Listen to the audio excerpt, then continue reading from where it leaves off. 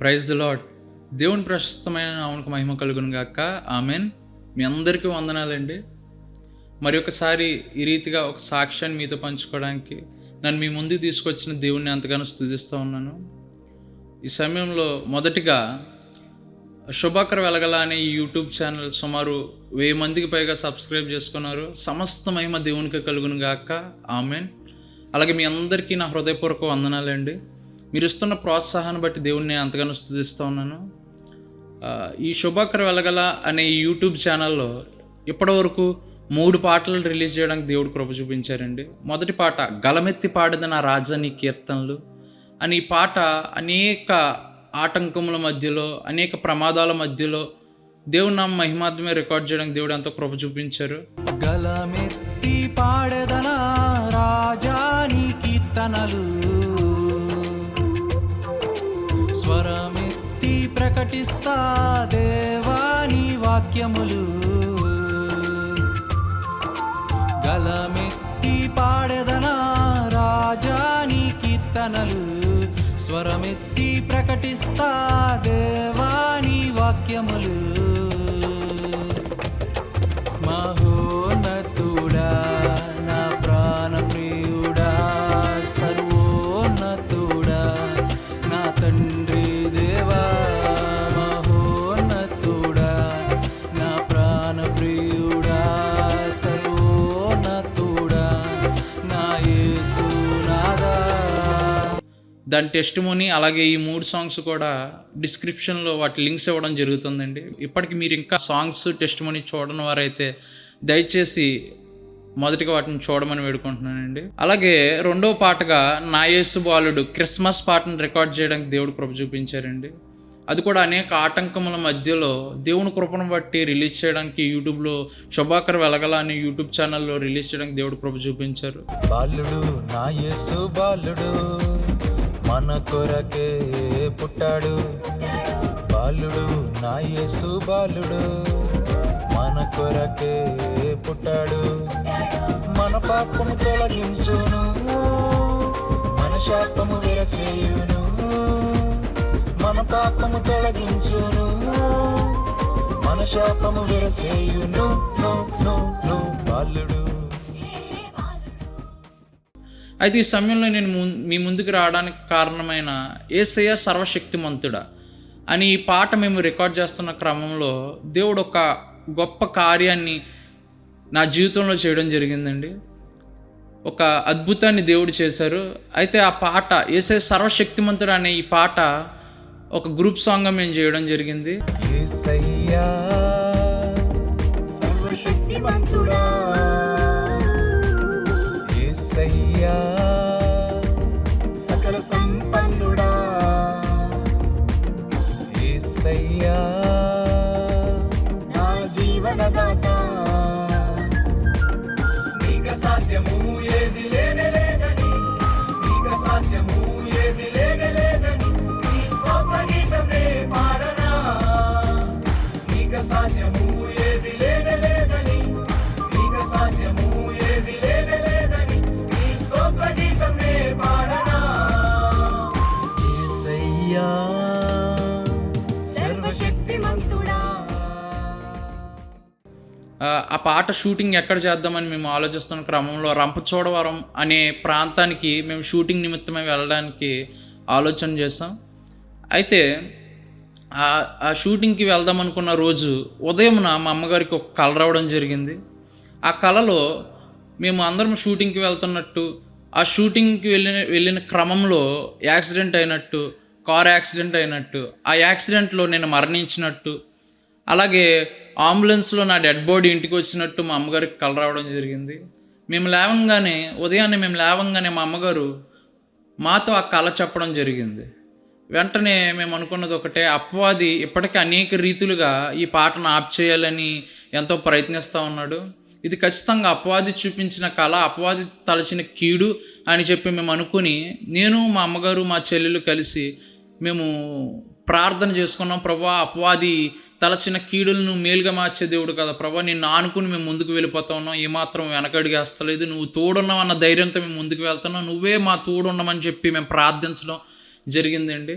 అదే రీతిగా మేము ప్రార్థించి ఇంకేమాత్రం భయం లేకుండా ఎవరికి ఏ విషయమో చెప్పకుండా మేము ఇంచుమించు ఒక 10 మంది వరకు రంపచోడవరం అనే ప్రాంతం బయలుదేరడం జరిగింది. మేము ఆ సాంగ్లో ఉన్నవారు ఇంచుమించు ఒక 8 మంది వరకు, అలాగే 3 వెస్లీ మీడియా బ్రదర్స్. మా సాంగ్స్లో 2 నా యేసు బాలుడు, అలాగే సర్వశక్తిమంతుడు అనే ఈ 2 పాటలు వెస్లీ మీడియా ప్రమోద్ వెస్లీ గారు ఈ సాంగ్ చేయడం జరిగింది. ఈ సాంగ్స్ డిఓపి చేయడం జరిగింది.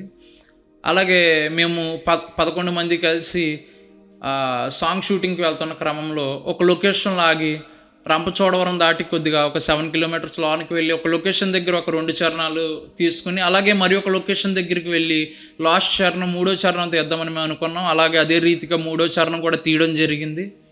3వ చరణం మేము తీసిన తర్వాత ఇంకొక చోటకి వీలైతే మరి ఒక చోటకి వెళ్ళి ఒక చర్చిలో ఫుల్ సాంగ్ ఒకసారి తీద్దామని చెప్పి మేము అనుకున్నాం. అయితే 3వ చరణం మేము తీసిన తర్వాత కార్ స్టార్ట్ చేస్తానంటే స్టార్ట్ అవ్వడం లేదు. వెంటనే ఏం చేయాలో అర్థం కాక అక్కడ నుండి కారు రంపచోడవరం అక్కడ నుండి 7 కిలోమీటర్లు అక్కడ వరకు ఆటో కట్టి ఆ కారుని తీసుకురావడం జరిగింది. అక్కడ ఒక షోరూమ్ ఉంటే ఆ షోరూమ్ దగ్గర ఆ కారు పెట్టడం జరిగింది. అయితే ఆ షోరూంలో మేము చూపిస్తే ఆ కారులో కీ మొబిలైజేషన్ సింబల్ ఆన్ అయిపోవడం వల్ల అది ఇక్కడ అవదు, ఇక్కడ ఆ సాఫ్ట్వేర్ లేదని చెప్పి వాళ్ళు చెప్పడం జరిగింది.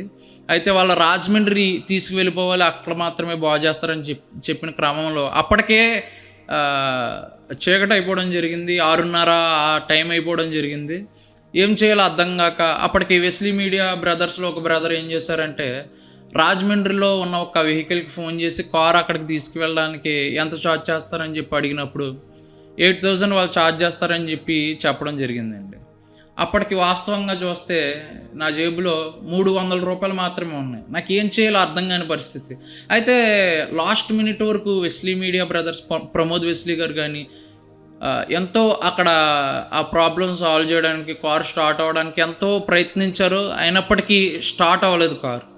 లాస్ట్ మినిట్లో ఇంకా లేట్ అయిపోవడంతో, అలాగే మాతో పాటు లేడీస్ ఉండడంతో వాళ్ళని ముందుగా పంపేయడం జరిగింది. మేము అక్కడ వెస్లీ మీడియా బ్రదర్స్తో పాటు వాళ్ళని పంపేసి ఇంకొక 2 బ్రదర్స్ ఎక్స్ట్రా ఉంటే వాళ్ళని కూడా బస్సులో అలాగే ట్రైన్లో వాళ్ళని పంపేసి ఇంకా లాస్ట్కి అక్కడ నేను నాతో పాటు 2 సహోదరులు ఇంకా రాత్రి ఇంకా ఏం చేయాలో ఏం తోచక ఆ కారులో అలా ఉండిపోవడం జరిగిందండి.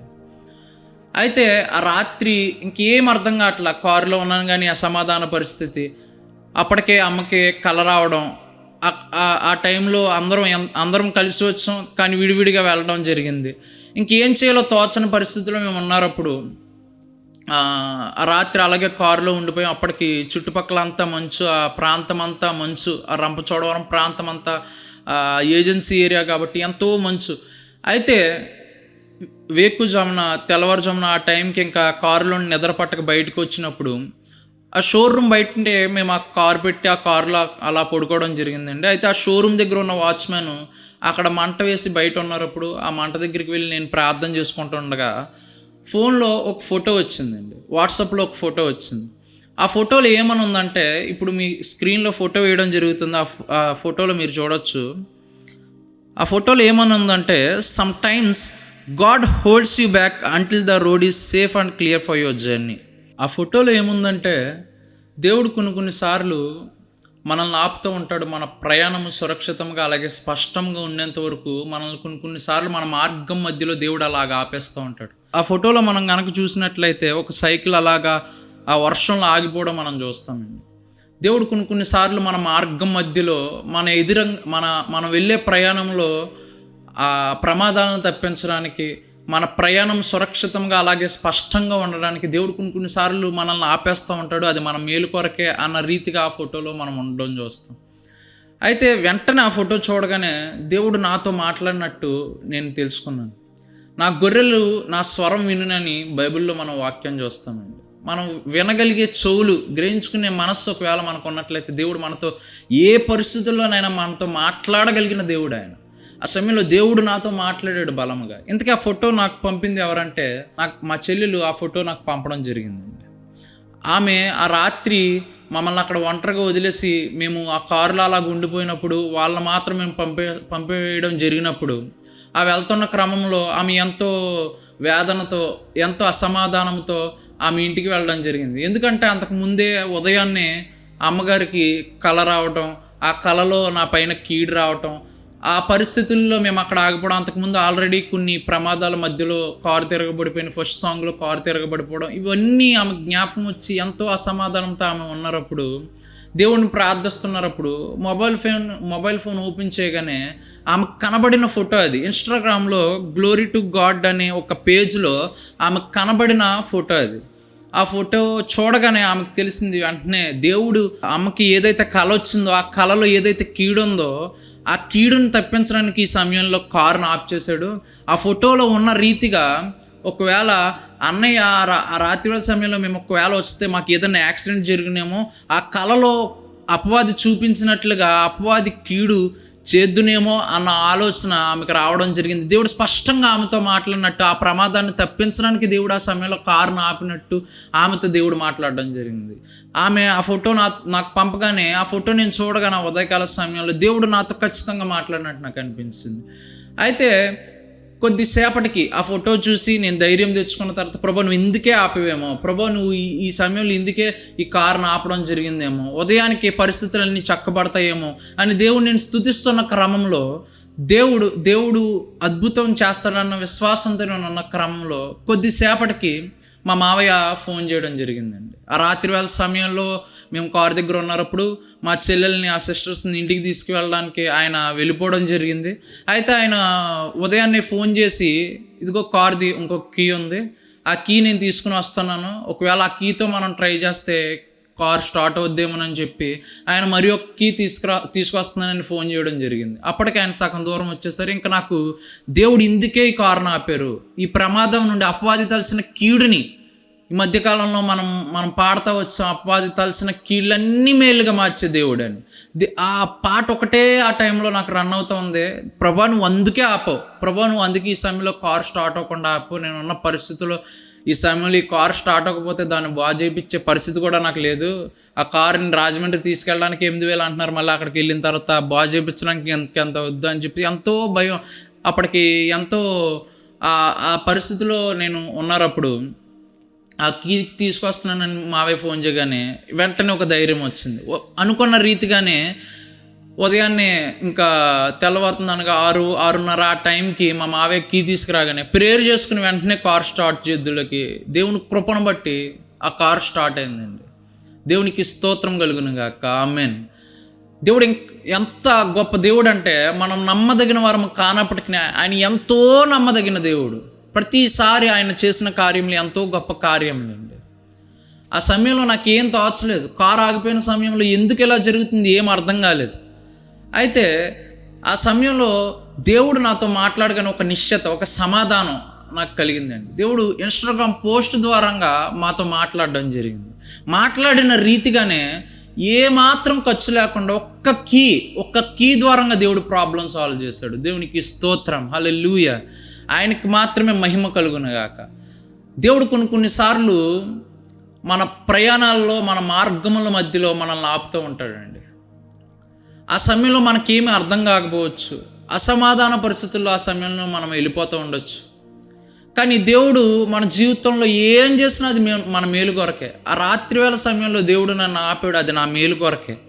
అపవాది తలచిన కీడుని తప్పించడానికి దేవుడు ఆ సమయంలో నన్ను ఆ రాత్రి ఆ పీరియడ్ ఆఫ్ టైం మాత్రం నన్ను అలా ఆపాడు. కానీ తర్వాత దేవుడు మార్గాలు తెరిచాడు, ఆయనే ఆపాడు, ఆయనే ముందుకు నడిపించాడు. ఏమాత్రము ఇబ్బంది లేకుండా ఆయనే మరల ముందుకు నడిపించాడు. ఆ రాత్రి నన్ను ఆపిన దేవుడు ఈరోజు నిన్ను ఆపుతున్నాడేమో. మేబీ ఒక నెల నుండి లేదా ఒక సంవత్సరం నుండి నువ్వు చేయాలనుకుంటున్న ఒక కార్యము చేయకుండా దేవుడు నిన్ను ఆపుతున్నాడేమో, లేదా నువ్వు వెళ్ళాలనుకుంటున్న ఒక ప్రయాణం విషయంలో దేవుడు నిన్ను ఆపుతున్నాడేమో. ఆ సమయంలో కంగారు పడొద్దు, ఆ సమయంలో కలవరపడొద్దు, భయపడొద్దు. దేవుడు ఏం చేసినా మనం మేలు కొరకు చేసే దేవుడు అని విశ్వసించు. దేవుడు ఏం చేసినా మన మంచి కొరకే చేసే దేవుడు అని విశ్వసించి ఆయన స్వరం వినడానికి ప్రయత్నించు, ఆయనతో మాట్లాడడానికి ప్రయత్నించు. ఆయనతో మాట్లాడినప్పుడు, ఆయన మాట మనతో మాట్లాడినప్పుడు మనకు సమాధానం, మనకు నెమ్మది, మనకు శాంతి కలుగుతుందండి. ఎందుకంటే ఆయన ఏమాత్రం కీడు తలిచే దేవుడు కాదు, ప్రతి కీడుని మేలుగా మార్చే దేవుడు. ఆయన ఏం చేసినా మన మేలు కొరకే చేసే దేవుడు. మన ఆలోచనల కంటే, మన తలంపుల కంటే, మన మార్గముల కంటే ఆయన మార్గములు భూమి కంటే ఆకాశం ఎంత ఉన్నతంగా ఉందో అంత ఉన్నతంగా ఉన్నదని దేవుని వాక్యం మనకు తెలియజేస్తూ ఉందండి. కాబట్టి ఈ సమయంలో ఈ సాక్ష్యం రూపంలో నేను తెలియజేస్తుంది ఒకటే, దేవుడు ఏం చేసినా మన జీవితంలో మన మేలు కొరకే చేసే దేవుడు. అన్ని విషయంలో ఆయన నమ్మదగిన దేవుడు, ఆయన ఎంతైనా నమ్మదగిన దేవుడు అని ఈ సాక్ష్యం రూపంలో నేను తెలియజేస్తానండి. ఈ సాక్ష్యం ద్వారంగా సమస్త మహిమ దేవునికి మాత్రమే కలుగునుగాక. ఆమేన్. అలాగే దేవుని చిత్తమైతే రాబోయే రోజుల్లో మరికొన్ని పాటలు దేవుని నామ మహిమార్థమే రికార్డ్ చేయడానికి, యూట్యూబ్లో రిలీజ్ చేయడానికి దేవుడు కృపచూపులాగున మీ అనుదిన ప్రార్థనలో నన్ను జ్ఞాపకం చేసుకోమని వేడుకొంచున్నానండి. మీ అందరికీ వందనాలు.